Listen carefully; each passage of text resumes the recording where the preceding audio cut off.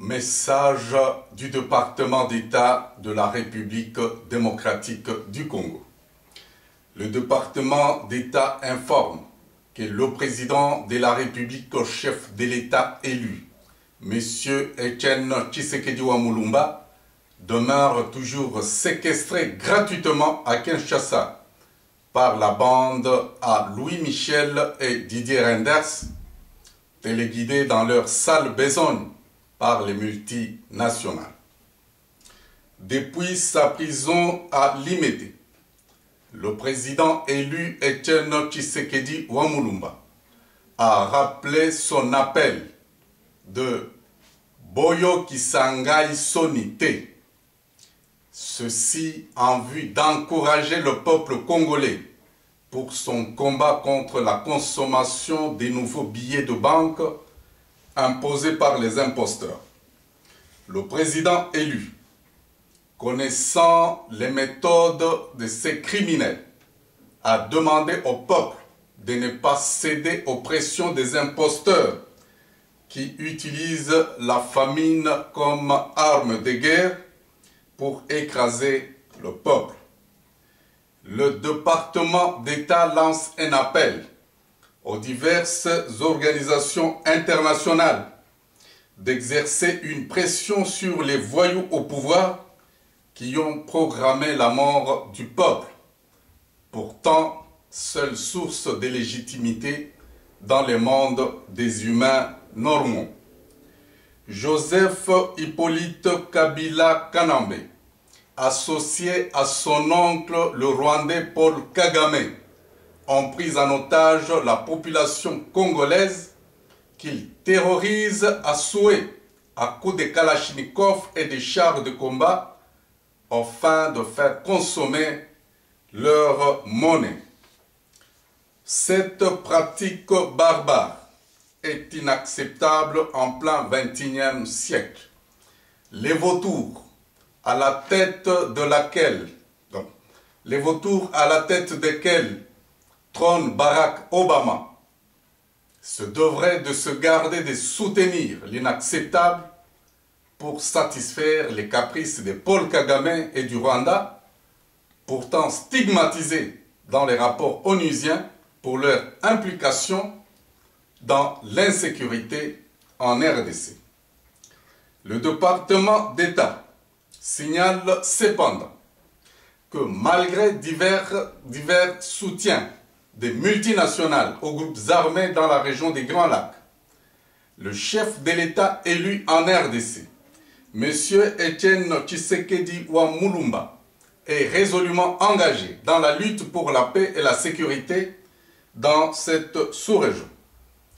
La paix durable dans la sous-région ainsi que la stabilisation des pouvoirs, rassure bien sûr le chef de l'État élu, passe impérativement par le bon exercice de l'autorité de l'État, le respect des droits de l'homme, des dirigeants, l'inclusion de tous citoyens à la vie politique et la bonne gestion des affaires publiques. Le respect de ces valeurs républicaines entraîneront à coup sûr l'instauration d'une sécurité collective fondée sur les principes démocratiques. Au sujet de la paix intérieure dans chaque pays de la sous-région, plus particulièrement au Rwanda, le président de la République, Etienne Tshisekedi, recommande simplement la stabilisation des mécanismes constitutionnels. Le modèle constitutionnel de la Belgique ou de la Suisse renferme des précieuses références au compromis politique en vue d'assurer une répartition équitable des pouvoirs à caractère tribal, ethnique ou racial. Pour ce qui concerne la situation politique en RD Congo, le département d'État rappelle qu'il n'existe aucune crise politique au sommet de l'État qui puisse nécessiter une quelconque négociation.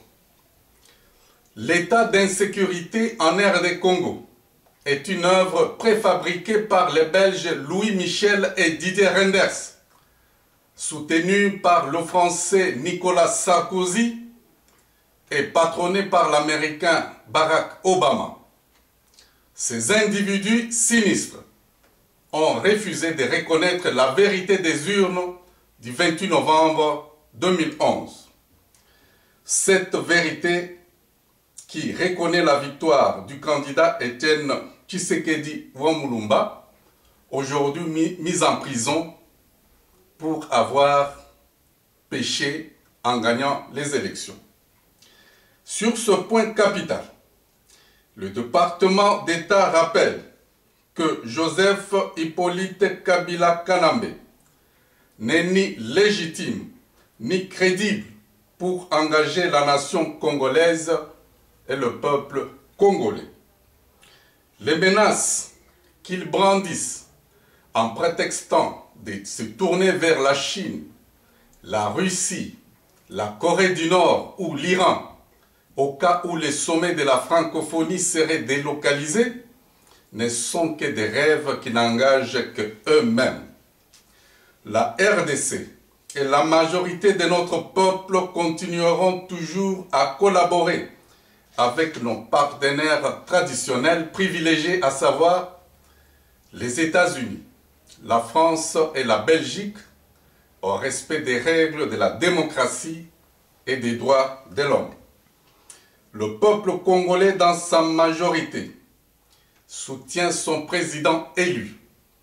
Il a une fois de plus manifesté sa désapprobation au régime des terroristes par le rejet unanime de la consommation des nouveaux billets de banque anarchiquement versés sur le marché le 2 juillet dernier. Au sujet de l'enlèvement par les services de sécurité de M. Eugène Djomi Dongala, porte-parole de la majorité présidentielle populaire, le département d'État invite le procureur général de la République à plus de retenue et à se départir des cabales politiciennes qui relèvent du banditisme d'État. Déjà, le peuple congolais est couvert de honte sur l'échiquier international, à l'image de le voir être géré par un étranger, un inculte qui n'a aucune considération sur les droits fondamentaux et élémentaires de la personne humaine. Les intellectuels congolais dans son ensemble devraient plutôt se servir de leurs connaissances scientifiques pour sauver ce qui peut encore l'être dans ce pays. Les intellectuels devraient éviter de se conduire en mouton de panurge pour éviter la sentence populaire à laquelle ils s'exposent inconsciemment.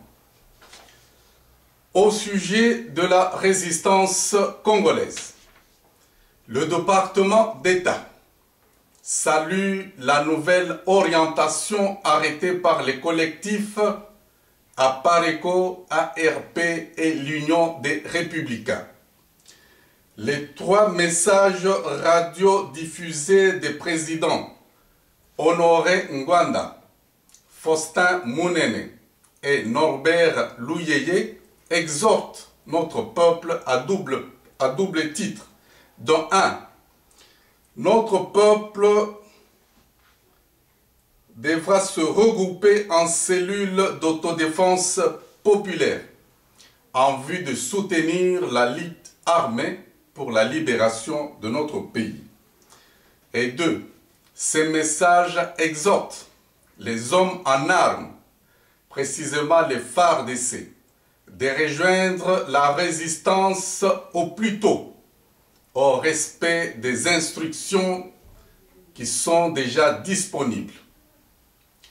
Pour terminer, le département d'État salue la venue dans la famille de la résistance de M. Norbert Louyeye, président de l'Union des Républicains, un parti politique de l'extrême droite. Je vous remercie.